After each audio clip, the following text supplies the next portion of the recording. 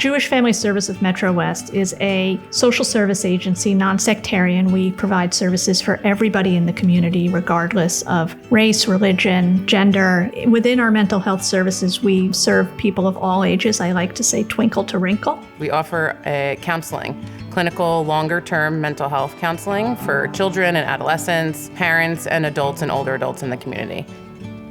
A few years ago, we did a program called Breaking Barriers. It was in connection with an increase in the amount of teen suicides that we saw in the community, and it was in collaboration with a foundation that was created by Ita and Mark Levinson in honor of their son. Within the year of Eric passing away, my husband and I started the Eric Eliezer Foundation for Hope. The mission is really to bring awareness of mental health issues and challenges to the public, to fight the stigma of mental health. We looked for a partner in the community, and Jewish Family Service of MetroWest was just the natural. It's really very important to us that Eric be remembered in this way. Not necessarily his name, but that his death counted for something, and his life counted for something. Rachel Coalition is a division of Jewish Family Service of MetroWest, New Jersey. And we provide both counseling and legal services to victims of domestic violence, both men and women, and also the children who have been exposed to domestic violence. We think it's really, really important that children be able to have the mental health support and resources that they need. Coming into JFS, I knew about the domestic violence services. I knew about counseling. I had no idea of all the work that we did to help those who were Holocaust survivors. We work with about 250 Holocaust survivors in Essex, Morris, and Sussex counties, and we provide different ways that we can allow them to stay in their home and age with dignity. I was born in Lyon, in France, during the war.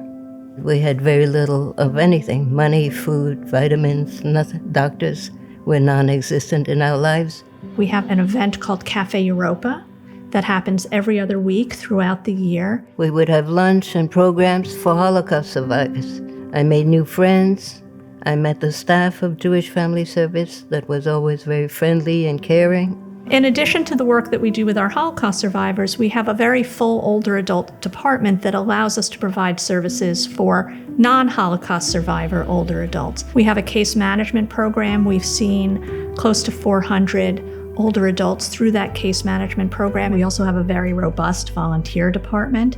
We're able to engage the community, and our ability to give back both to the community and engage the volunteers in a meaningful experience is really important to us.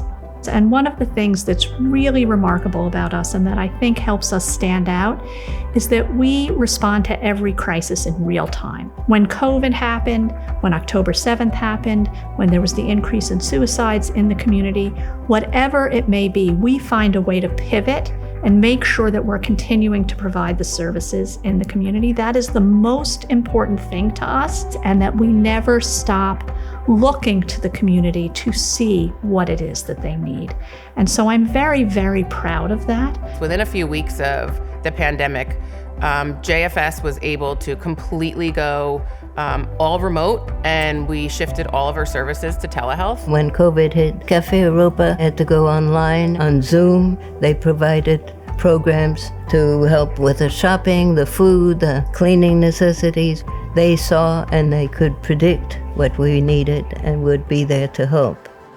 Since October, there's been this immense mourning as a community, grief and loss. There's been high anxiety and depression with members of the community that have been really affected, and everybody, and the rise of anti-Semitism. So we are getting so many calls to support the day schools, to support students and families that are immediately affected, whether they have friends and family in Israel. We serve a broad community through JFS, and so there have been suicides in different towns of young people.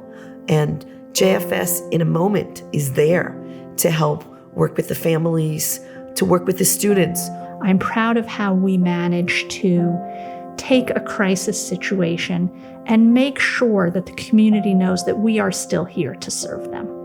It wasn't until my father became ill that I really realized what loneliness was. Any moment that someone spent with my father, whether it was holding the door open for him or telling him that his shoe was untied, it really brought a smile to his face because he just felt like he had purpose. He felt like people noticed him. Jewish Family Service of MetroWest helps people maintain their dignity, helps them think of themselves as people, not as castaways. Jewish Family Service doesn't exist without donor support. I'd urge everyone who's considering it to give a voice to that thought and donate or volunteer your time. You will enjoy it, you will gain from it, and others will gain from it.